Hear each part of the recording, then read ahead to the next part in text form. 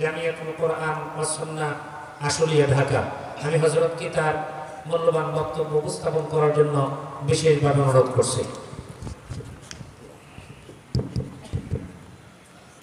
السلام عليكم ورحمة الله وبركاته.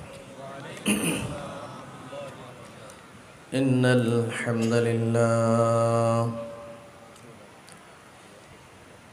الحمد لله وكفى وسلام على عباده الذين اصطفى. أما بعد فأعوذ بالله من الشيطان الرجيم. بسم الله الرحمن الرحيم. يا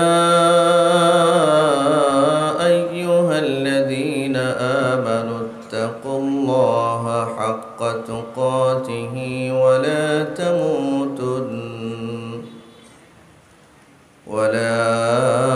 تموتن إلا وأنتم مسلمون. صدق الله العظيم وصدق له رسوله النبي الأمي الكريم. عن أبي هريرة رضي الله تعالى عنه قال قال رسول الله صلى الله عليه وسلم: من يأخذ عني هؤلاء الكلمات فيعمل بهن أو يعلم من يعمل بهن. قلت أنا يا رسول الله. فأخذ بيدي فعد 5: اتق المحارم تكن أعبد الناس، وارض بما قسم الله لك تكن أغنى الناس، وأحسن إلى جارك تكن مؤمنا، وأحب للناس ما تحب لنفسك تكن مسلما، ولا تكثر الضحك فإن كثرة الضحك تميت القلب، أو كما قال رسول الله صلى الله عليه وسلم. اللهم صل على محمد وعلى آل محمد كما صليت على إبراهيم وعلى آل إبراهيم إنك حميد مجيد. اللهم بارك على محمد وعلى آل محمد كما باركت على إبراهيم وعلى آل إبراهيم إنك حميد مجيد. ربي زدني علما، ربي يسر ولا تعسر وتمم بالخير. رب اشرح لي صدري ويسر لي أمري واحلل عقدة من لساني يفقه قولي. سبحانك لا علم لنا إلا ما علمتنا إنك أنت العليم الحكيم.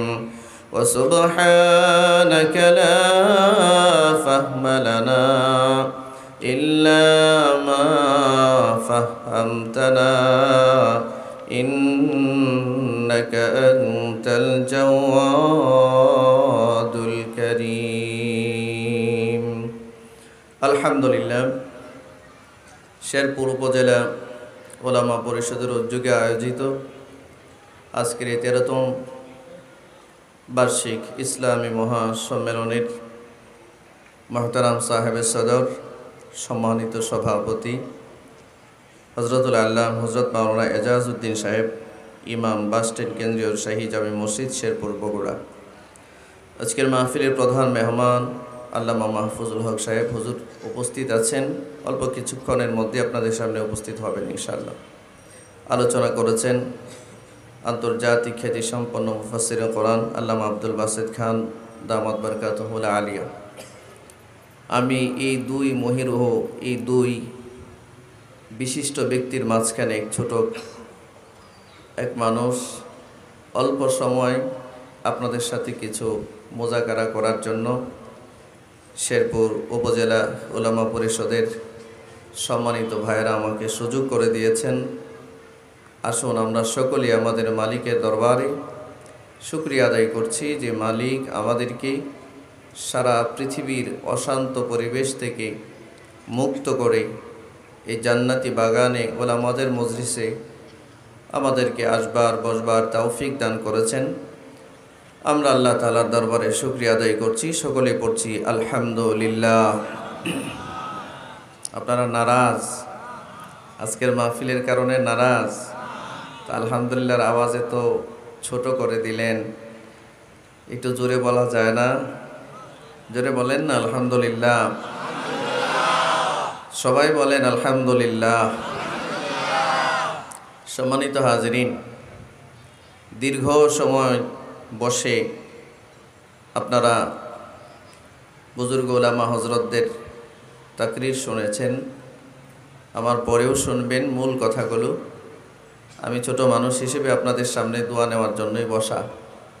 তো আমার সাথে মেহমান হিসেবে যেহেতু ঢাকা থেকে আসছি, কিছু সময় থাকবেন তো আপনারা ইনশাআল্লাহ? কারা কারা থাকবেন একটু হাত দেখান তো। মাশাআল্লাহ, একটু নাড়াচাড়া দেন তো।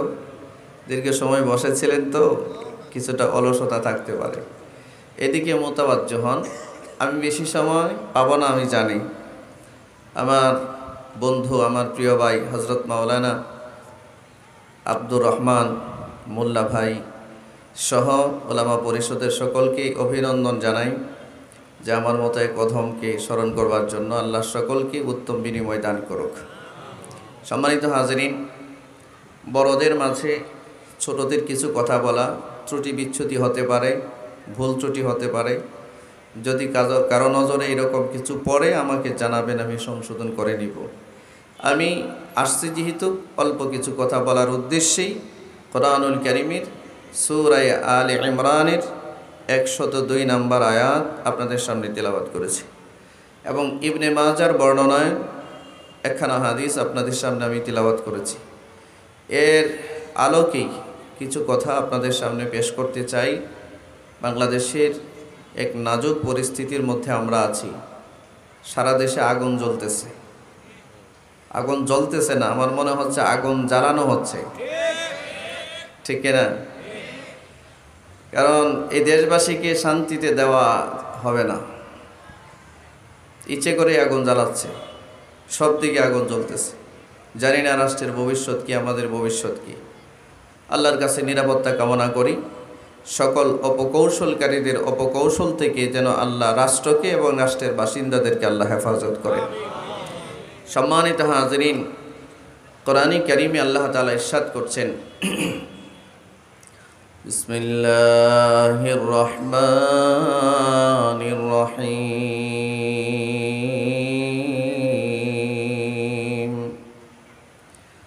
ইয়া আইয়ুহাল্লাযীনা আমানুত্তাকুল্লাহ।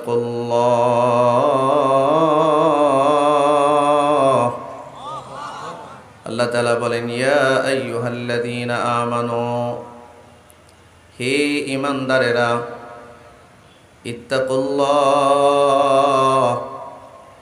আল্লাহকে ভয় করো। কি পরিমাণ ভয় করব? হাক্কা তুকাতিহি, আল্লাহকে ভয় করার মতো ভয় করো। আল্লাহ যেমন বড়, আল্লাহ যত বড়, আল্লাহর বড়ত্ব অনুযায়ী, আল্লাহর ক্ষমতা অনুযায়ী আল্লাহকে ভয় করো। একটা আদেশ। 2 নম্বর আল্লাহ তাআলা বলেন, ওয়ালা তামুতুন্না ইল্লা ওয়া আনতুম মুসলিমুন, মুসলমান না হয়ে মৃত্যুবরণ করো না। আয়াতে কয়টা আদেশ পাইলাম? আপনারা কথা বলবেন না, রাগ করেছেন? রাগ করছেন? 2 নম্বর আদেশ দিয়ে আল্লাহ তাআলা বলেন, মুসলমান না হয়ে মৃত্যুবরণ করো না। লক্ষ্য করে দেখুন আয়াতে কারিমায় আল্লাহ তাআলা বললেন, ইয়া আইয়ুহাল্লাযীনা আমানু, ডাক দিলেন হে ঈমানওয়ালা বলে। ঈমানদার যারা তারাই তো মুসলমান হয়, ঠিক কিনা জোরে বলেন? আচ্ছা, কালিমা পড়া ছাড়া, আল্লাহর তাওহীদে বিশ্বাস করা ছাড়া, নবীদের রিসালাতে বিশ্বাস করা ছাড়া, আখিরাতকে বিশ্বাস করা ছাড়া কোনোদিন ঈমানদার হওয়া যায় নাকি? বলেন, হওয়া যায়? হওয়া যায় না। আমরা আল্লাহর তাওহীদে বিশ্বাস করি, আমরা জানি আমাদের রব আল্লাহ। বলেন, আমাদের রব কে? সবাই বলেন, আল্লাহ কয়জন? জোরে বলেন। এই শাহাদাত আঙ্গুলটা আসমানের দিকে উঠান সবাই, সাক্ষী দিয়া বলেন, আমাদের রব কয়জন? আমাদের মালিক কয়জন? আমাদের খালিক কয়জন? তিনি কে? জোরে বলেন, তিনি কে? আল্লাহ। আমরা বিশ্বাস করি আখিরি পয়গম্বর মুহাম্মদুর রাসূলুল্লাহ সাল্লাল্লাহু আলাইহি ওয়াসাল্লাম লাস্ট মেসেঞ্জার, লাস্ট নবী পৃথিবীতে। আমাদের নবীর পরে আর কোনো নবী দুনিয়াতে আর আগমন করবে না, ঠিক না? জোরে বলেন।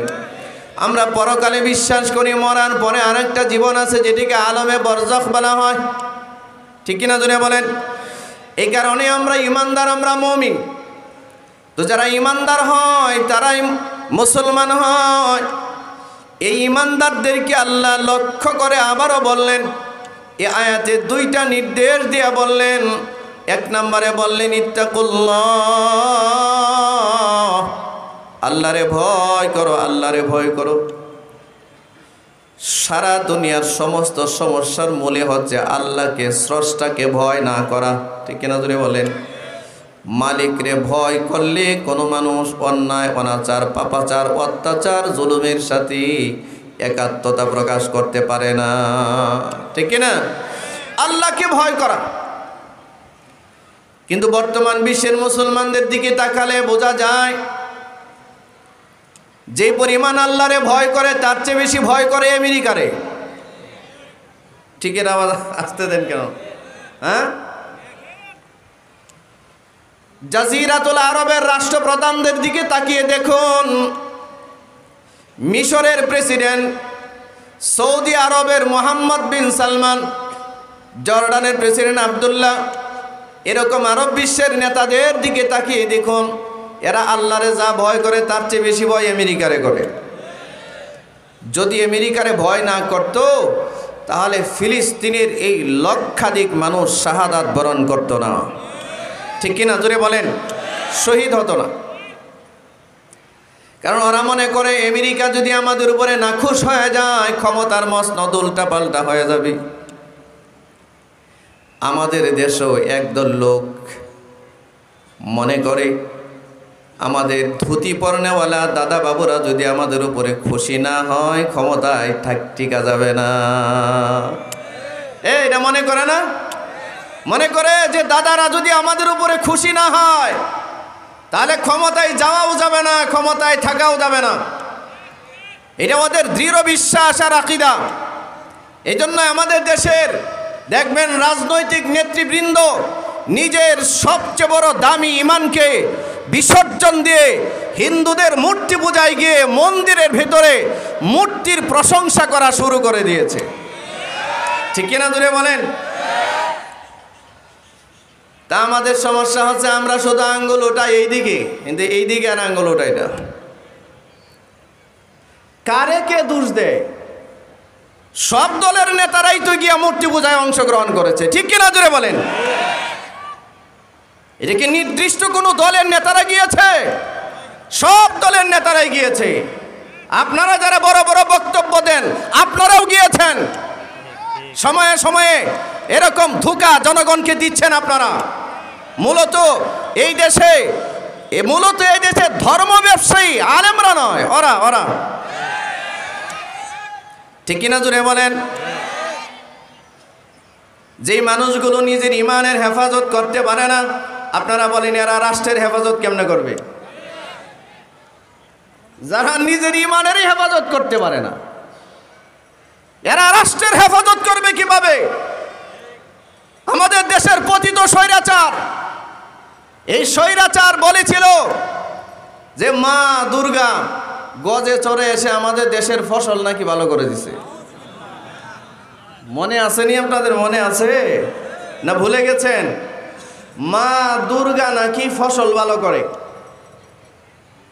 ফসল ভালো মা দুর্গা করে? জোরে বলেন না কেন? সেই মা দুর্গায় হয়তো কোন এক কারণে তার উপরে নারাজ হয়ে গেছে, এখন দেশ থেকে একেবারে দিল্লি পাঠিয়ে দিচ্ছে, ঠিক না? আল্লাহর তাওহীদকে বিসর্জন দিয়ে, স্রষ্টাকে বিসর্জন দিয়ে, মালিকরে বিসর্জন দিয়ে পৌত্তলিকতার প্রতি যদি কোনো মানুষ ধাবিত হয়, কোনো মানুষ যখন মূর্তি পূজার দিকে ধাবিত হয় আর মূর্তির প্রশংসায় পঞ্চমুখ হয়, আল্লাহ তার উপরে নারাজ হয়, এর দুনিয়াও বরবাদ, এর আখিরাতও বরবাদ হবে। দুনিয়াতে তো গিয়েছেন দিল্লি পর্যন্ত, আখিরাতে কোথায় যাবেন আল্লাহ ছাড়া কেউ জানে না, ঠিক কি না জোরে বলুন? এই দিল্লিওয়ালাদের পথ ধরেছে বর্তমানে যারা ক্ষমতায় যাওয়ার স্বপ্ন দেখে তারা, ঠিক কি না জোরে বলেন? গিয়া মূর্তির সামনে যেই রকমের প্রশংসা করবার দরকার সব প্রশংসা করতেছে, আবার মাঝে মধ্যে দেখা যায় ইসলামিক দলগুলোর দিকে এভাবে আঙ্গুল ওঠায়। নিজের যে দোষ আছে এটা তাকায় দেখে না। আপনারা প্রশংসা করেন না, আপনারা তো রাজনৈতিক মানে সবার সমাবেশ, রাজনৈতিক কার্যক্রমে শুরু করেন শিরিক দিয়া। সারা বছর মাথায় টুপি নাই, যেই মাত্র নির্বাচনের সময় আসে কোত্থেকে টুপি একটা 10 টাকায় দিয়ে কিনে এনে মাথায় দিয়া মাজার জিয়ারতের মধ্য দিয়া নির্বাচনী কার্যক্রম শুরু করে। মানে বাজারের কাছে গিয়া চাইলো আর কি আমরা যেন ক্ষমতায় আসতে পারি। রাগ করতেছেন? রাগ করতেছেন? আমাদের দেশে এমন মানুষ নাই, এমন মানুষ নাই।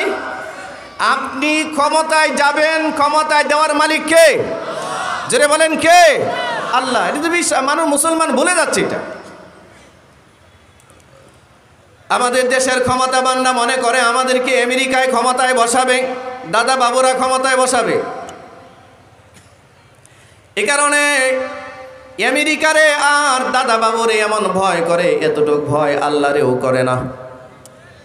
কথা বলেন ঠিক কিনা জোরে বলেন?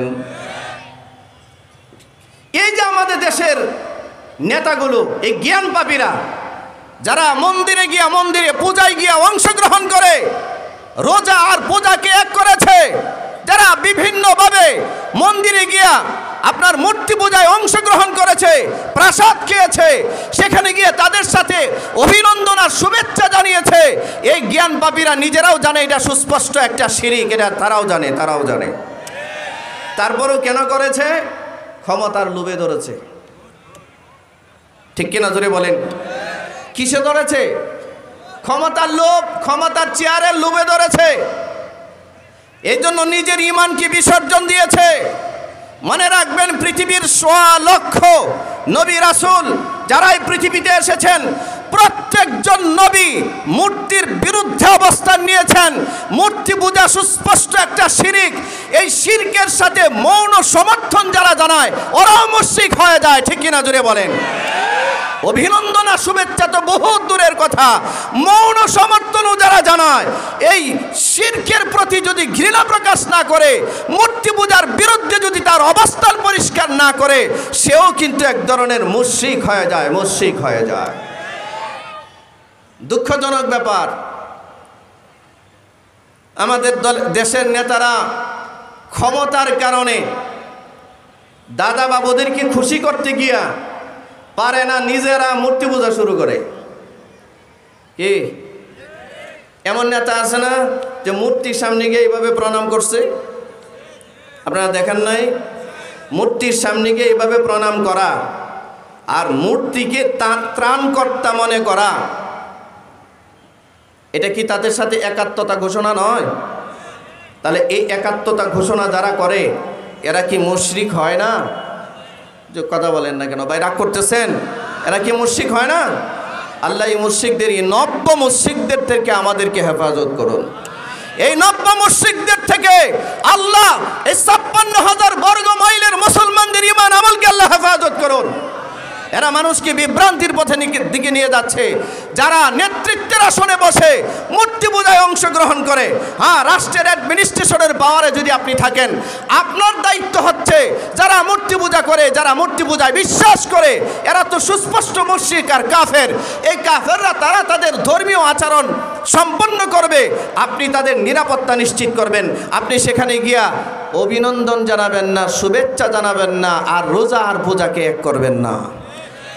রোজা আর পূজাকে এক করে আবার এক্সপ্লেইন করে, ব্যাখ্যা দেয়। রোজা আর পূজার উদাহরণ কি একসাথে যায় নাকি? কথা বলেন না কেন, রাগ করতেছেন? রোজা আর পূজার উদাহরণ একসাথে যায় নাকি? তাওহীদ আর শিরিক একসাথে যায় নাকি? জীবনেও যায় না। আপনার তওবা করা উচিত ছিল, আপনার তওবা করা উচিত ছিল। যা করেছেন ঈমান বিধ্বংসী কাজ করেছেন, মাপ চাওয়া দরকার ছিল, নতুন করে ঈমান আনার দরকার ছিল।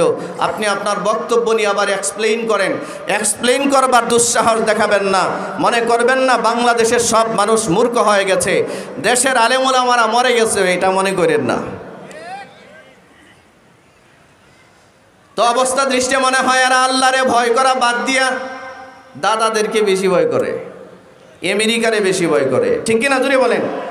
মুসলমানদের সবচেয়ে বড় কমতি হচ্ছে এই জায়গায়।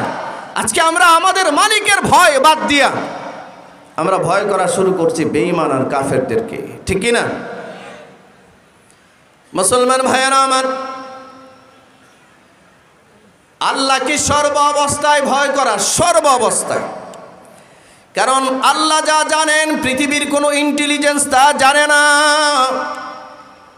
আল্লাহর কাছে যেই সংবাদ আছে, দুনিয়ার কোনো সংবাদ বাহকের কাছে এই সংবাদ কি? আপনারা কি কথা বলবেন না? রাগ করেছেন? কষ্ট লাগতেছে নাকি? আচ্ছা, আমার সাথে একটু হ্যাঁ না বললেন। আল্লাহ যা জানেন দুনিয়ার কেউ তা জানে নাকি? আল্লাহ যা দেখেন দুনিয়ার কেউ তা দেখে?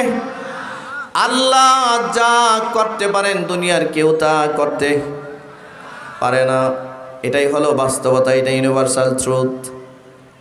এই জন্য আল্লাহ রাব্বুল আলামিন বলেন, হাক্কা তুকাতিহি, ও ইমানদাররা আল্লাহকে ভয় করো। আল্লাহ যত বড়, আল্লাহর শান মান বুঝে আল্লাহকে ভয় করার চেষ্টা করো।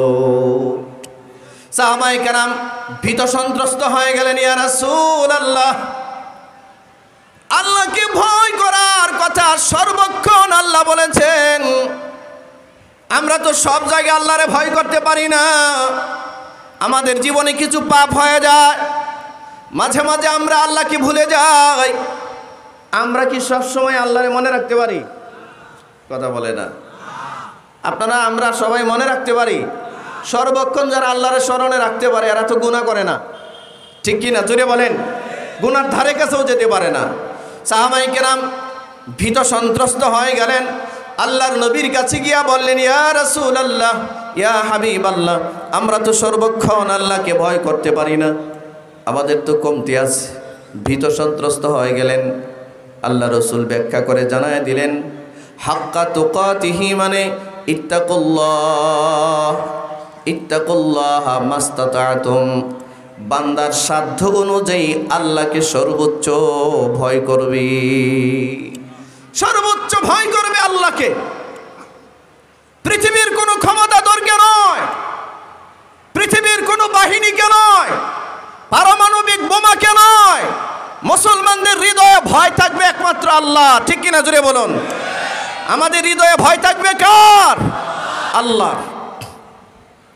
এটা হৃদয়ে ধারণ করা, কাজে কর্মে সেটা বাস্তবায়ন করা।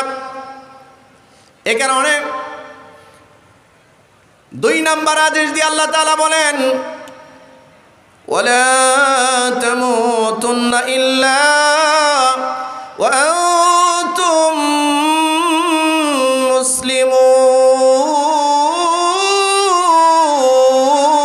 মুসলিমুন। জোরে বলেন আল্লাহু আকবার। 2 নম্বর আদেশ দিয়ে আল্লাহ তাআলা বলেন, ও ঈমানদাররা, মুসলমান না হয়ে মরো না, মরতে যেও না। যারা কালিমা পড়ে তাদেরকেই মুমিন বলে, তাদেরকেই মুসলমান বলে। এরপরে ঈমানদারদেরকে আল্লাহ 2 নম্বর তাকিদ দিয়ে বলেন, শোনো শোনো, মুসলমান না হয়ে মৃত্যুবরণ করো না। মুসলমান কাকে বলা হয়? সর্বান্তকরণে যে আল্লাহর হুকুমের সামনে আত্মসমর্পণ করে। ভাই আপনাদের মনোযোগ আছে এদিকে? মনোযোগ আছে নাকি নির্জীব হয়ে আছে? মনোযোগ আছে নাকি এদিকে? কার কার মনোযোগ আছে একটু হাত দেখান তো। মাশাআল্লাহ, সবার মনোযোগ আছে, মাশাআল্লাহ। এদিকে তাকান। আল্লাহ বলেন মুসলমান না হয়েও মরো না। তার মানে আমরা ঈমানদার, আমরা এখনো নিজেদেরকে দাবি করি আমরা মুসলমান। যারা মূর্তি পূজায় গিয়া মূর্তির প্রশংসা করে তারাও দাবি করে তারা মুসলমান, তাও সামান্য মুসলমান না, অসাধারণ মুসলমান বলে নিজেকে দাবি করে। ঠিক কিনা জোরে বলেন। কিন্তু আল্লাহ রাব্বুল আলামিন বললেন, শোনো ঈমানদাররা, প্রকৃত মুসলমান না হয়ে মৃত্যুবরণ করো না। তো এই কথার অর্থ কি? মনে রাখবেন, আল্লাহ তাআলা যত হুকুম দিয়েছেন প্রত্যেকটা হুকুমের সামনে সর্বান্তকরণে যখন মানুষ আত্মসমর্পণ করে তখন তাকে মুসলমান বলা হয়, অন্যথায় তাকে মুসলমান বলা যায় না। আমাদের সমাজে এমন বহু মানুষ আছে যে মানুষগুলোকে এক কাজে মুসলমান বললেও আরেক কাজে মুসলমান বলা যায় না। ঠিক কিনা জোরে বলেন। নামাজের ক্ষেত্রে হয়তো অনেকরে আপনি মুসলমান বলতে পারবেন, কিন্তু লেনদেনের ক্ষেত্রে তারে মুসলমান বলা যায় না। আছে কিনা এরকম? লেনদেন জঘন্য পর্যায়ের খারাপ। কোন একটা মানুষকে হজের ক্ষেত্রে মুসলমান বলতে সহজ হলেও কিন্তু দেখা যাবে অন্যের হকের ব্যাপারে একেবারে বেঈমান কাফেরদের মতো আচরণ করে। না, এরকম নাই? নাই। দেখবেন রোজার ক্ষেত্রে নিজেকে মুসলমান দাবি করলেও, লেবাসের ক্ষেত্রে দেখতেও মুসলমান দেখা গেলেও, কিন্তু আল্লাহর হুকুমের ক্ষেত্রে আল্লাহ যা কোরআন মাজিদে আদেশ করেছেন, আল্লাহ বিশেষ করে অনেক গুরুত্বপূর্ণ ফরজ হুকুমের ক্ষেত্রে তাকে মুসলমান বলা যায় না। আল্লাহর হুকুম সে মানতে চায় না। আল্লাহ কোরআন মাজিদে বলেছেন, ওয়াস-সারিকু ওয়াস-সারিকাতু ফাকতাউ আইদিয়াহুমা। চোর পুরুষ, চোর নারী যদি চুরি করে চোর হিসাবে সাব্যস্ত হয়, ইসলামী শরিয়া আদালতে যদি চোর হিসাবে সে প্রমাণিত হয়, আল্লাহ বলেন তার হাত কেটে দাও। কি কেটে দাও? আল্লাহ হুকুম করেছেন, কোরআনের আইন, এটা কোরআনের ল, কোরআনের সংবিধান আল্লাহ দিয়েছেন। আল্লাহ বলেছেন চোর পুরুষ, চোর নারী যদি চুরি করে আর প্রমাণিত হয় তার হাত কেটে দাও। বিধানকার। আসতে বলেন কেন ভাই? তো জোরে বলেন না। আমাদের বিধান তো বানায় বেঈমানরা। এখনো পর্যন্ত বাংলাদেশ 54 বছর হয়েছে স্বাধীন হয়েছে, বাংলাদেশের কনস্টিটিউশন, বাংলাদেশের সংবিধান এখনো পর্যন্ত ব্রিটিশদের তৈরি করা সংবিধানে বিচারালয় চলতেছে। ঠিক কিনা জোরে বলেন। কোরআনের বিচার এখনো পর্যন্ত আমাদের সমাজ ব্যবস্থায় আসে নাই। আমাদের এই সমাজ ব্যবস্থায় কোরআনের সমাজ কায়েম করবার জন্য আমরাও কেউ চেষ্টা ওইভাবে করি না। ঠিক কিনা জোরে বলেন। মুসলমান ভাইয়েরা আমার, আল্লাহ তাআলা আদেশ করলেন চোর পুরুষ, চোর নারী যদি চুরি করে শরিয়ার আদালতে যদি এটা প্রমাণিত হয়, আল্লাহ বললেন তার হাত কেটে দাও। বাংলাদেশে আছে নাকি এটা? জোরে বলেন ভাই, জোরে বলেন না। বাংলাদেশে চোরের হাত কাটা আছে? বাংলাদেশে যদি চোরের হাত কাটা থাকতো, বাংলাদেশে চোরের হাত কাটার আইন যদি থাকতো, তাহলে এই দেশের লক্ষ লক্ষ কোটি টাকা পাচার করে কানাডায় বেগমপাড়া বানাবার সাহস কোনো দুর্নীতিবাজ পেত না, ঠিক কিনা জোরে বলেন। একটা দুইটা চোরের যদি হাত কাটা হতো প্রকাশ্যে রাজপথে, তাহলে কোরআনের এই বিধান বাস্তবায়ন হলে বাংলাদেশে দুর্নীতি জিরো টলারেন্সে চলে আসতো, জিরো টলারেন্স। এটা আমাদের দেশে আমরা যারা মুসলমান নিজেদেরকে 10-12 হাজী সাহেব দাবি করি, রাতের বেলায় 70-80 রাকাত নামাজ পড়ার ইবাদতও আছে আমার, কিন্তু যেই মাত্র আল্লাহর কোরআনের হুকুমের কথা আসে, রাষ্ট্রীয়ভাবে ইসলামকে কায়েম করবার কথা আসে, এরকম দাড়িওয়ালা টুপিওয়ালা হাজী সাহেব এটার বিরোধিতা করে কি করে না? তার মানে এ পোশাকে মুসলমান, আকীদায় মুসলমান না।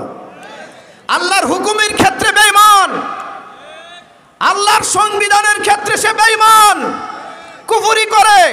লেবাসে মুসলমান দেখা যায়, কিন্তু আল্লাহর হুকুমের ক্ষেত্রে বেঈমান হিসেবে আছে, মানতে পারে না।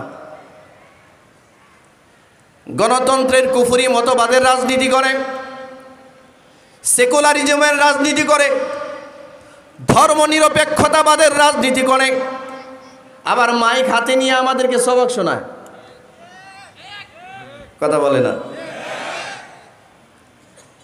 সেকুলারিজমের রাজনীতি, ধর্মনিরপেক্ষতাবাদের রাজনীতি, এটা যদি কোনো মুসলমান করে, এই কাজটা সুস্পষ্ট কুফরি কাজ। আর এই আকীদার উপরে যদি সে মৃত্যুবরণ করে, কুফরি অবস্থায় মৃত্যুবরণ করে, তার জানাজার নামাজের হুকুম কি হবে আল্লাহ জানে, আর মুফতি সাহেবরা জানে। করেন সেকুলারিজমের রাজনীতি, করেন ধর্ম নিরপেক্ষতাবাদের রাজনীতি। ইসলাম যেটাকে সুস্পষ্ট হারাম করেছে, যেটাকে কুফরি মতবাদ বলে কোরআন এবং সুন্নাহ ইসলামী শরিয়া ঘোষণা দিয়েছে, সেই কুফরি মতবাদ হৃদয়ে লালন করেন, সেকুলারিজমের চর্চা করেন, আর মুসলমানদেরকে সবক শোনান। এই সমস্ত দ্বিচারিতা বন্ধ করুন। এগুলো মুনাফিকদের আলামত, এটা কোনো মুমিনের আলামত নয়, ঠিক কিনা জোরে বলুন। এটা মুনাফিকদের আলামত। মুসলমান এক আল্লাহর তাওহীদের রাজনীতি করবে, ঠিক কিনা জোরে বলেন। মুসলমান কোনো ধর্ম নিরপেক্ষতাবাদের রাজনীতি করবে না, এটা মুসলমানদের মানায় না। গণতান্ত্রিক বস্তা পচা এই কুফরি মতবাদ 92% মুসলমানদের সমাজ ব্যবস্থায় চলতে পারে না, চলতে পারে না, চলতে পারে না, ঠিক কিনা জোরে বলেন। এই কারণে তো আমাদের দেশের স্বামী মুসলমানরা রাতের বেলায় 80 রাকাত তাহাজ্জুদের নামাজ পড়ে, আর দিনের বেলায় মূর্তি পূজা করে, ঠিক কিনা জোরে বলেন। ঠিকের আওয়াজ আসতে দেন কেন? আপনারা ভাবছেন এরকম স্বামী মুসলমান মনে হয় বাংলাদেশে আর নাই? বহু আছে, বহু বহু আছে। হুজুর ঝামেলা হইতেছে নাকি? কোনো সমস্যা আছে? হ্যাঁ, শোনো, এই কথাগুলো শোনো। দেখা যায় নামে মুসলমান, বাপ দাদাও মুসলমান, কিন্তু হৃদয়ে লালন করে কুফরি মতবাদ, ঠিক কিনা জোরে বলেন। অথচ তাদের বিরুদ্ধে কিছু কথা কিছুই বলা যায় না। বললেই বলে আমরা নাকি ধর্ম ব্যবসা করি। ধর্ম ব্যবসা আমরা করি না, আপনারা করেন। সারা বছর মাথায় টুপি দেন না, নির্বাচনের আগে কিসের টুপি দেন? বাট পারজানি কোথাকার, কথা ঠিক কিনা জোরে বলেন। সারা বছর বোরকা পরেন না, নির্বাচনের আগে বোরকা পরেন কেন? টাউট, এগুলো টাউট, ঠিক কিনা জোরে বলেন। এরা জাতিকে প্রতারিত করে, ধোঁকা দেয়। মূলত ধর্ম ব্যবসা তারা করে, আমরা ধর্ম ব্যবসা করি না। আমরা সারা জীবন ধর্মকে প্র্যাকটিস করি, জীবনের শুরু লগ্ন থেকে নিয়ে আজ পর্যন্ত ইনশাআল্লাহ সুম্মা ইনশাআল্লাহ কোরআন সুন্নাহর উপরে আছি। আল্লাহর কাছে ফরিয়াদ জানাই, হাত্তা ইয়াতিয়াকাল ইয়াকিন পর্যন্ত আমরা এই দ্বীনের উপরে ইস্তেকামত থাকবো ইনশাআল্লাহ। কারা কারা প্রস্তুত আছেন ইনশাআল্লাহ? আমরা শুধু নামাজের ক্ষেত্রে মুসলমান এমন যেন না হই, রোজার ক্ষেত্রে মুসলমান এমন যেন না হই। আমরা নামাজ রোজার ক্ষেত্রে যেমন মুসলমান, সমাজে রাষ্ট্রে যেন আল্লাহর কোরআন বাস্তবায়ন হয় সেদিকেও লক্ষ্য রাখা, সেই কাজ করাও মুসলমানের দায়িত্ব, ঠিক কিনা জোরে বলেন। আপনি একটা করবেন আর একটা করবেন না, আপনাকে প্রকৃত মুসলমান বলা যায় না। দুর্নীতির আখড়া বাংলাদেশ, দুর্নীতির আখড়া। এই ইউনূস সরকার আসার পরে মনে করেছিলাম সম্ভবত কোথাও না কোথাও কিছু একটা ভালো হবে। ভালো তো হয়েই না, আরো ধ্বংসের শেষ প্রান্তে গিয়েছে। ঠিক কিনা জুড়ে বলেন? গোটা ইজম, গোটা সিস্টেমটাকে দুর্নীতি পরায়ণ বানানো হয়েছে। যারা সেক্রেটারিয়েটে বসে আছে, যারা সচিবালয়ে বসে আছে, যারা অ্যাডমিনিস্ট্রেশনের গুরুত্বপূর্ণ পদে বসে আছে, এ প্রত্যেকটার দিমাগের ভিতরে দুর্নীতি ঢুকানো। এদেরকে যতক্ষণ পর্যন্ত জমজমের পানি দিয়া ধোয়া না হবে, এদেরকে সেখান থেকে বিতাড়িত করা না হবে, নতুন ধর্মপ্রাণ মুসলমানদেরকে সেখানে যদি বসানো না হয়, বাংলাদেশের রন্ধ্রে রন্ধ্রে যেভাবে দুর্নীতির অনুপ্রবেশ ঘটেছে, কিয়ামত পর্যন্ত এই দুর্নীতি দূর করা সম্ভব নয়। এটা কিয়ামত পর্যন্ত সম্ভব নয়। সরকার আসবে, বদল হবে, আসবে, বদল হবে, নতুন নতুন সবক শোনাবে, কিন্তু দুর্নীতি বন্ধ হবে না। এ কারণে দরকার কোরআনের আইনের। ঠিক কিনা জোরে বলেন? কোরআনের শাসনের প্রয়োজন। কারা কারা চান কোরআনের শাসন এই সমাজে?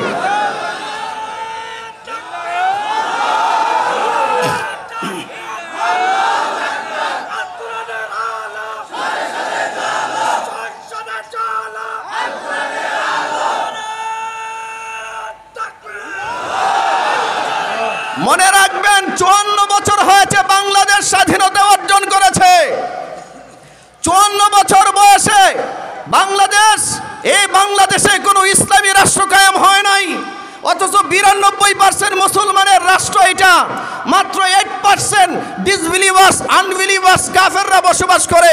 এই 8% ভোটের জন্য আমাদের দেশের 92% মুসলমানদের ভোটে লাথি মেরে এদেশের জনগণকে ধোঁকা দিবার জন্য আমাদের রাজনৈতিক নেতৃবৃন্দ এখন মূর্তি পূজায় গিয়া মূর্তি পূজায় অংশগ্রহণ করবার দুঃসাহস দেখাচ্ছে। ঠিক কিনা জোরে বলেন? এই 54 বছর হয়েছে বাংলাদেশ স্বাধীন হয়েছে। 54 বছর পর্যন্ত যারা রাষ্ট্র ক্ষমতায় ছিল, একবারও কোরআনী রাষ্ট্র ব্যবস্থা কায়েম হয় নাই। কখনো এ দল, কখনো বি দল, কখনো সি দল, এরাই ক্ষমতায় ছিল। কিন্তু প্রতিটা টার্মে টার্মে টার্মে টার্মে বাংলাদেশ দুর্নীতিতে বিশ্বমঞ্চে চ্যাম্পিয়ন হয়েছে। ঠিকের আওয়াজ আসতে দিচ্ছেন কেন? বাংলাদেশ যে দুর্নীতিতে বিশ্ব চ্যাম্পিয়ন, এটা আপনারা ভুলে গেছেন? এটা কি নতুন কথা না পুরান কথা? তাহলে আপনারা কারা আমাদের সামনে মাইক নিয়ে বয়ান করেন? আমাদের দেশের রাজনৈতিক নেতৃবৃন্দের বক্তব্য শুনলে মনে হয় আব্দুল কাদের জিলানী কবর থেকে উঠে আসছে। কথা বলেন না কেন? মনে হয় যে তাদের জীবনে এই যে গত 16টা বছর যাবৎ মাহফিলে গিয়েছি, অনেক মাহফিলে দেখতাম মন্ত্রী আসতো, এমপি আসতো, এরপরে উপজেলা চেয়ারম্যান আসতো, ভাইস চেয়ারম্যান আসতো, মেয়র আসতো, মাইকটা হাতে নিয়ে এত সুন্দর বক্তব্য দিত, যেই বক্তব্য আমরাও দিতে পারি না।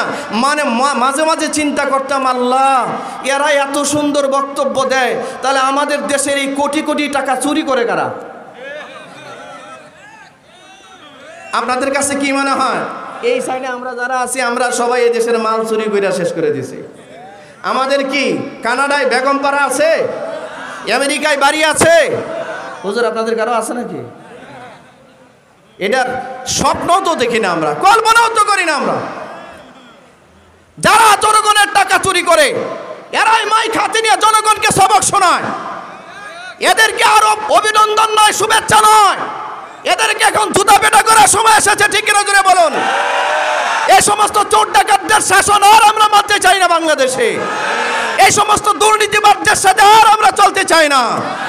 আমরা বাংলাদেশের 56,000 বর্গমাইল বাংলাদেশের মানচিত্রে কোরআনের শাসন চাই। কারা কারা প্রস্তুত আছেন?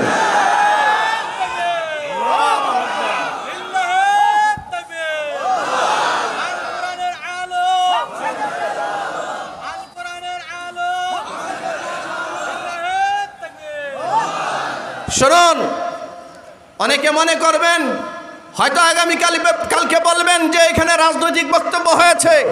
এটা রাজনৈতিক বক্তব্য নয়।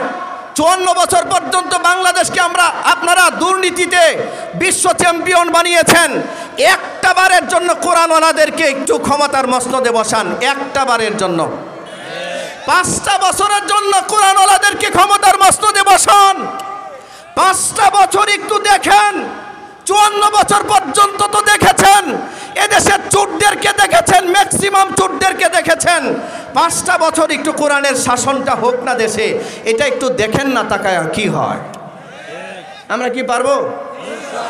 পারবো কি ইনশাল্লাহ? পারবো কি ইনশাল্লাহ? হ্যাঁ, এই ইনশাল্লাহ মনে থাকে যেন। আমাদের তো স্বভাব নষ্ট, আমাদের তো চরিত্র নষ্ট।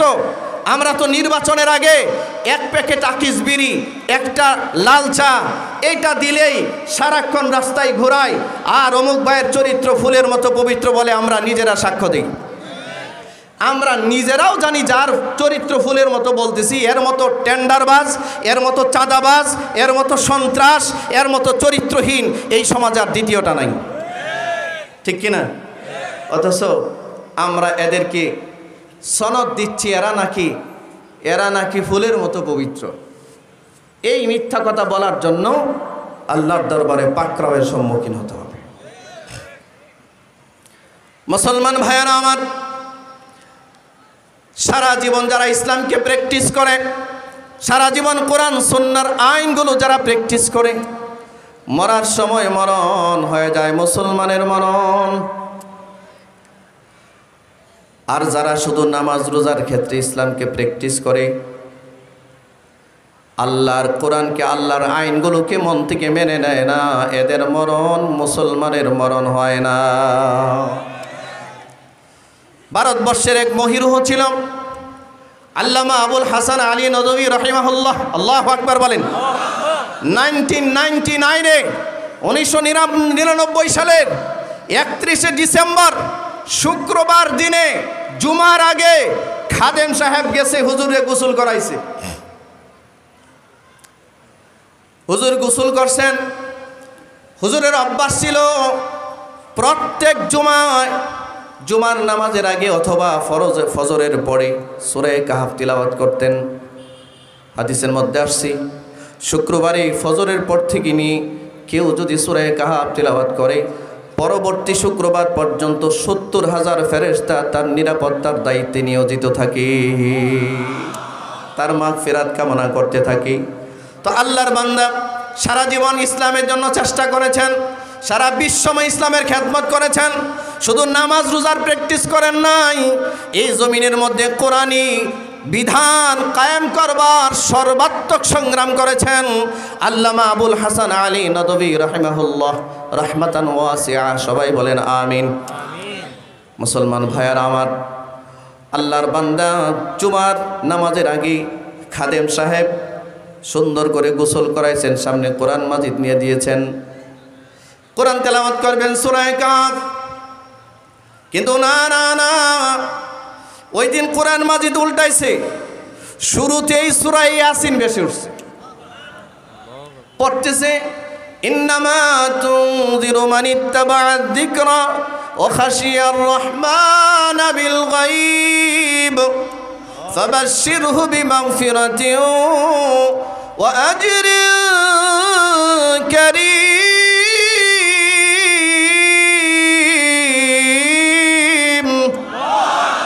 সূরা ইয়াসিনের সম্ভবত 11 নম্বর আয়াত সামনে তেলাওয়াত করতেছেন, অন্য কোনো আয়াত আর মুখ দিয়ে আসতেছে না, বারে বারে পড়তেছেন ইন্নামা তুনজিরু মান ইত্তাবাআ যিকরা ওয়া খাশিয়ার রহমান বিল গায়ব ফাবাশশিরহু বিমাগফিরাতিন ওয়া আজরিন কারীম।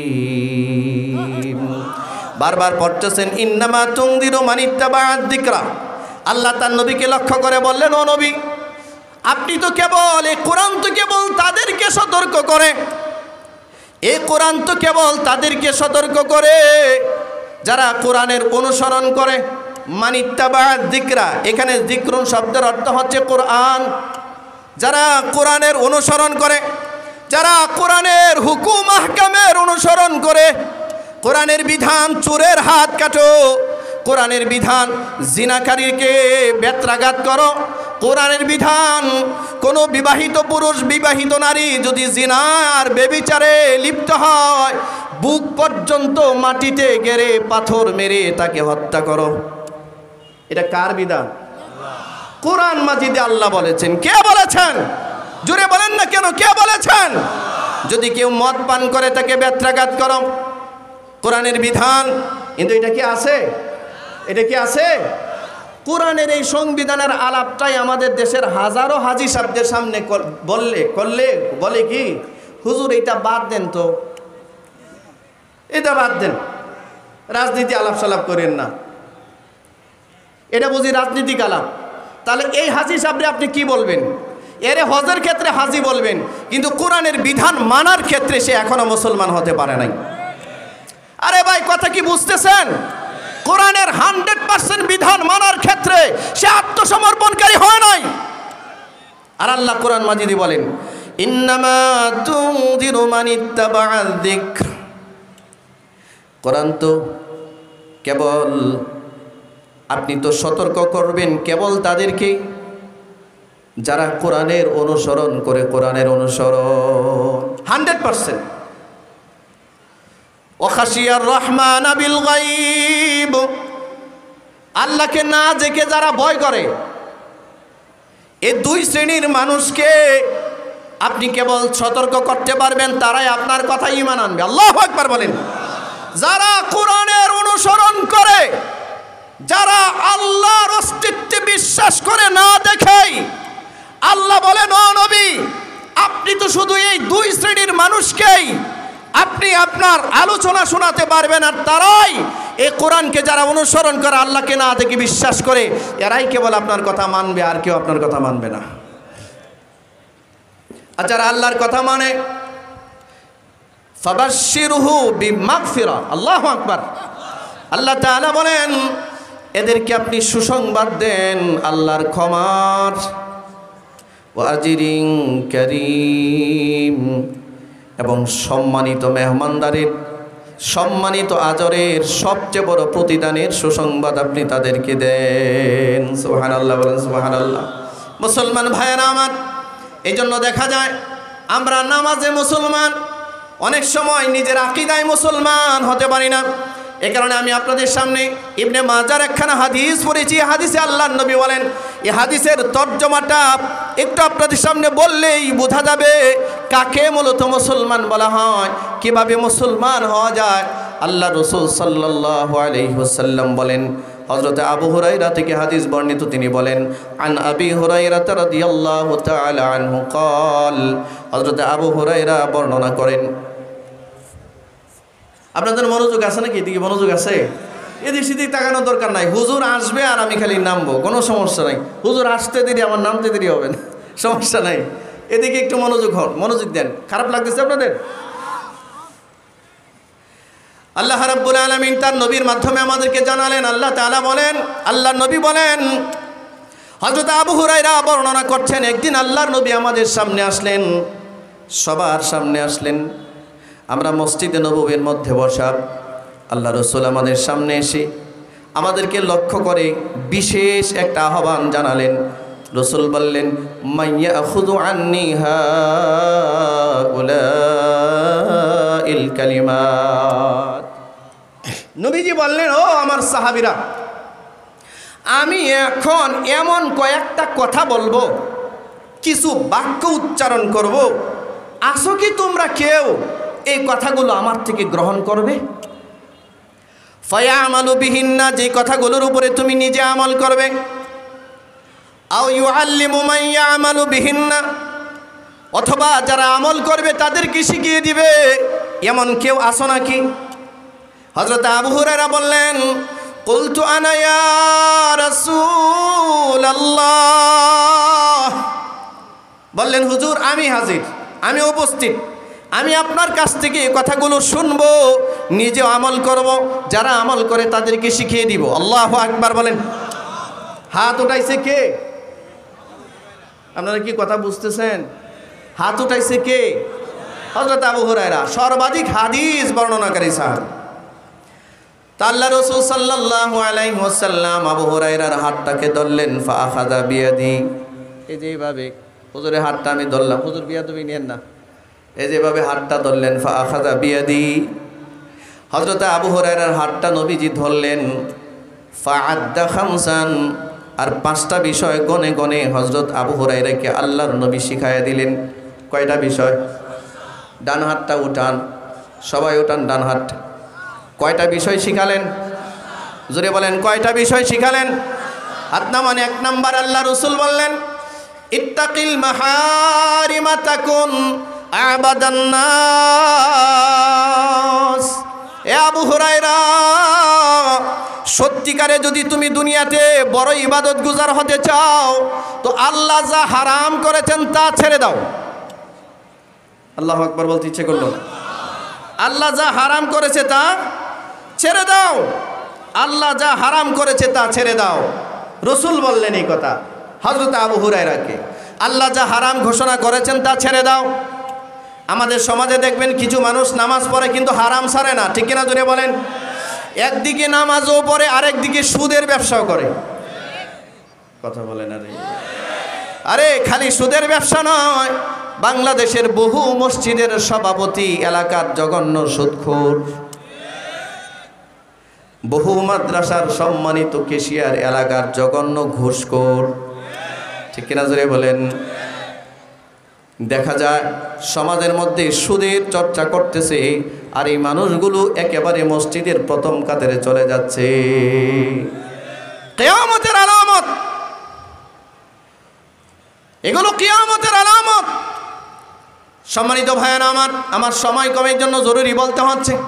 তো 1 নম্বরে আল্লাহ রসুল বলেন, এ ভাই আমরা তো সবাই চাই ইবাদত, সবচেয়ে বড় ইবাদত গুজার আমরা হতে চাই। আমরা হতে চাই না? ইবাদতের ক্ষেত্রে আমার পাল্লাটা যেন ভারী হয়, এটা আমরা সবাই চাই। কারা কারা চাই একটু হাত দেখান তো ইনশাল্লাহ, মাশাআল্লাহ। এটা আমরা সবাই চাই। এর জন্য হযরত আবু হুরায়রাকে আল্লাহ রসুল বললেন, ও আবু হুরায়রা, তুমি যদি দুনিয়াতে সবচেয়ে বড় ইবাদতকারী হতে চাও তাহলে তোমার একটা কাজ করতে হবে। এই কাজের নাম হচ্ছে তুমি হারাম ছেড়ে দাও। আল্লাহ যা হারাম করেছেন তা বর্জন করো। আপনারা বলেন সুদ খাওয়া কি? সবাই যে বললেন না, নাকি বগুড়ার দিকে কিছু কিছু মানুষ এই জন্য সুদ খাওয়া হালাল, না সবার জন্য হারাম? জোরে বলেন, সবার জন্য হারাম কিনা? সুদ খাওয়া, ঘুষ খাওয়া। একজন লোক সারা রাত দাঁড়ায়া শামীম ওসমানের মতো তাহাজ্জুদের নামাজ পড়ে, আবার অফিসে গিয়ে ঘুষের লেনদেন করে। ঘুষ খাওয়া কি? হারাম। আর তাহাজ্জুদের নামাজ পড়া কি? নফল। নফল জোরে বলেন না কেন? এটা কি? নফল। আচ্ছা, যে ব্যক্তি অফিসে গিয়া ঘুষ খায়, এ ব্যক্তি পড়ে তাহাজ্জুদের নামাজ, আপনাদের কাছে কি মনে হয় 80 রাকাত কেন? প্রতিদিন যদিও 180 রাকাত নামাজ পড়ে আর অফিসে ঘুষের লেনদেন করে, এই ব্যক্তি কি কোনো ইবাদত গুজার মানুষ হতে পারে? জীবনেও নয়। এই জন্য আল্লাহ রসুল বলেন, ইত্তাকিল মাহারিমা তাকুন আবাদান নাস। এ আবু হুরায়রা, পৃথিবীর বুকে যদি তুমি সর্বোচ্চ ইবাদতকারী হতে চাও, আল্লাহ যা হুদুদ দিয়েছেন, যা হারাম করেছেন, এ হারামকে নির্দ্বিধায় বর্জন করো, তুমি হয়ে যাবে পৃথিবীর সবচেয়ে বড় ইবাদতকারী। আমাদের সমাজে এমন বহু হাজী সাহেব দেখবেন, 2টা ভাই 4টা বোন, 4টা বোনের যত বাবার সম্পত্তির হক আছে সব মেরে দিছে, একটা টাকাও দেয় নাই। আপনাদের বগুড়াতে এমন লোক মনে হয় নাই? নাই নাই, এমন লোক নাই? একটা টাকাও দেয় নাই বোনদেরকে, বাবার সম্পত্তির হক 1 পয়সাও দেয় নাই। 1 পয়সা না দিয়া বোনগুলো প্রায় 2 কোটি টাকার সম্পদ পায়, 1 টাকার সম্পদও দেয় নাই। ভুগাবাজি করে, প্রতারণা করে, বোনদের জায়গা বিক্রি করে ওনারা স্বামী স্ত্রী 2 জন গিয়া হজ করে আইসা আলহাজ হয়েছে। কথা কয় না এ ভাই? এরকম লোক নাই আপনাদের বগুড়াতে? এমন লোক নাই? হাজী সাহেব আলহাজ হয়েছে, বোনদের সম্পদ মেরে দিয়েছে। বাবার সম্পত্তিতে বোনদের হক আছে কিনা? আপনারা মনে হয় এখন কথা শুনতেন না, বয়ান মনে হয় উপরে পড়তেছে না, সহ্য করতে পারতেছেন না। বাবার সম্পত্তিতে বোনদের হক আছে কিনা? কারা কারা মনে করেন একটু হাতটা উঠাইয়া দেখান তো আল্লাহরে। বাবার সম্পত্তিদের হক আছে? হ্যাঁ, কি পরিমাণ হক? মিন হাজ্জিল উনসায়াইন, আল্লাহ বলে দিয়েছেন, হুদুদ দিয়েছেন, সীমারেখা দিয়েছেন। বাবা যা সম্পদ রেখে যাবে, এই বাবার সম্পদে বোন যা পাবে ভাই তার ডাবল পাবে। বোন যদি পায় 1 লক্ষ টাকা, ভাই পাবে 2 লক্ষ টাকা। বোন যদি পায় 1 কাঠার সম্পদ, ভাই পাবে 2 কাঠা সম্পদ। ঠিক কিনা? এই বিধান কার? আচ্ছা, আমাদের এই 92% মুসলমানদের সমাজে এই বিধান কার্যকর আছে? এই বিধান কার্যকর আছে? বোনদের সম্পদ মেরে দিয়া এই লোকগুলো বাইতুল্লাহ গিয়া, অনেক মানুষ বাইতুল্লাহ চত্বরে বসে আল্লাহর কাছে দোয়া করে, আল্লাহ আপনি আমারে মাফ করে দেন, আমার হজ কবুল করে নেন।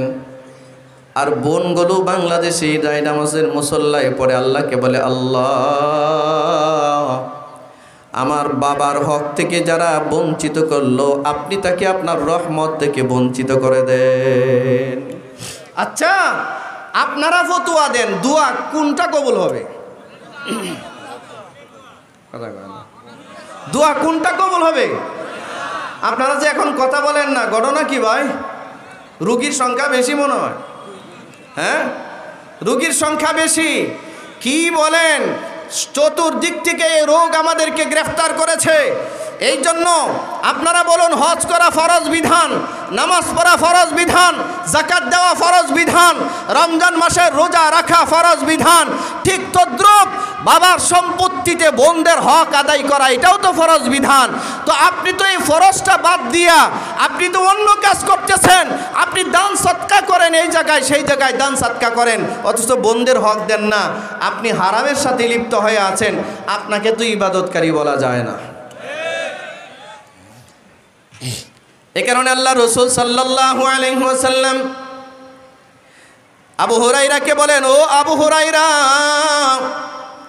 হারাম ছেড়ে দাও, আল্লাহ যা হারাম করেছেন তা ছাড়ো, তুমি হয়ে যাবে পৃথিবীর সবচেয়ে বড় ইবাদতকারী। সুবহানাল্লাহ। আমরা বোনদের হক মেরে দেই, আর নবী তার বোনের হক কেমনে আদায় করেছেন একটা ছোট্ট ঘটনা বলি আপনাদের সামনে, শুনুন। হুনাইনের যুদ্ধ সংগঠিত হলো ফতহে মক্কার পর। মনোযোগ আছে? এদিকে মনোযোগ আছে? সবার মনোযোগ আছে?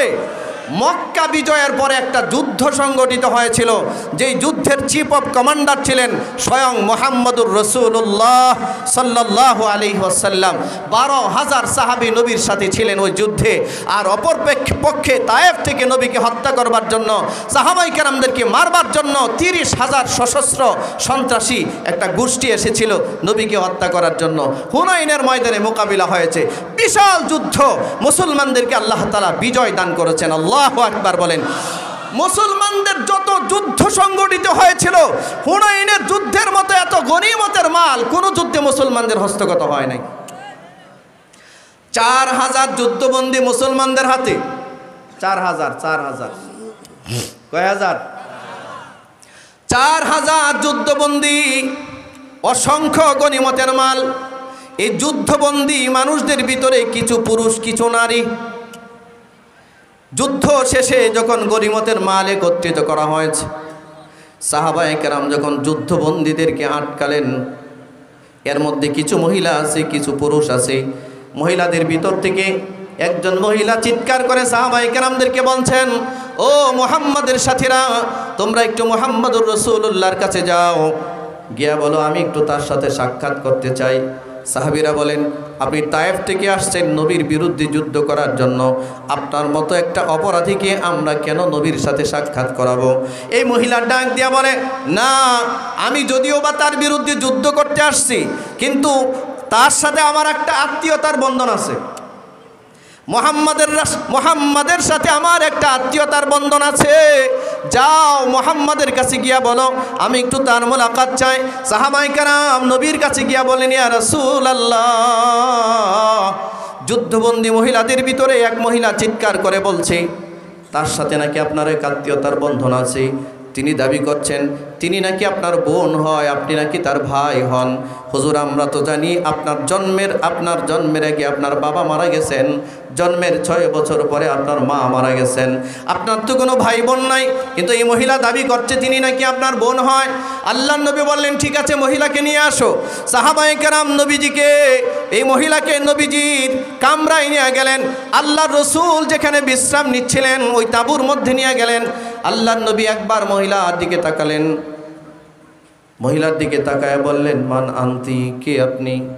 লা আরিফ, আমি তো আপনাকে চিনতে পারছি না, আপনি কে? আপনি নাকি দাবি করছেন আপনি আমার বোন হন আর আমি আপনার ভাই হই। এবার মহিলা তার পরিচয় ব্যক্ত করছে নবীজির সামনে, বলে, মুহাম্মদ, কেন তুমি আমাকে চিনতে পারছো না ভাই?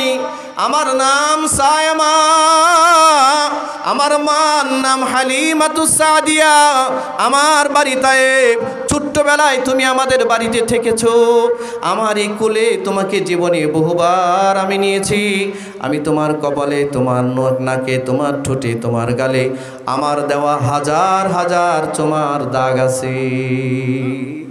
রাতের বেলায় আমি তোমাকে আমার বুকে নিয়ে ঘুম পাড়ানির গান গাইতাম। আল্লাহু আকবার বলুন। সূরা আহজাবের তাফসীরের মধ্যে ইতিহাসটা আমি পড়েছি। আল্লাহর নবীর কাছে যখন বলা হলো, মুহাম্মদ, আমি তোমার বোন আর তুমি আমার ভাই, আমি তোমার দুধ বোন। আমার মা হালিমাতুস সাদিয়া, ছোটবেলায় তুমি আমাদের বাড়িতে ছিলে। আপনারা বলেন, নবীর দুধ মার নাম কি? সবাই বলেন তো। হালিমাতুস সাদিয়ার মেয়ে নবীর কি হয়? দুধ বোন হয়। কি হয়? মনে রাখবেন, নিজের আপন বোনের যে মর্যাদা, দুধ বোনের কিন্তু একই মর্যাদা। নিজের মার যেই মর্যাদা, দুধ মার একই মর্যাদা। আল্লাহর নবী যখন এই পরিচয় পাইলেন এই মহিলা নবীর দুধ বোন হয়, আল্লাহর রসুল সাথে সাথে বসা থেকে দাঁড়িয়ে গেছে। নবীজি বসা ছিলেন, বসা থেকে দাঁড়িয়ে গেলেন আল্লাহর নবী। শুধু তাই নয়, নবীজির গায়ের মধ্যে ইয়ামানি একটা দামি চাদর ছিল, চাদর। এই চাদরটাকে খুলে নবী যেভাবে ভাঁজ করলেন, আপনার এদিকে তাকান, চাদরটাকে খুলে নবী নিজের হাতে এভাবে ভাঁজ করেছেন। ভাঁজ করে নিচে বিছিয়ে দিয়ে নিজের বোনকে রাহমাতাল লিল আলামিনের চাদরের উপরে বসায়া দিয়েছেন।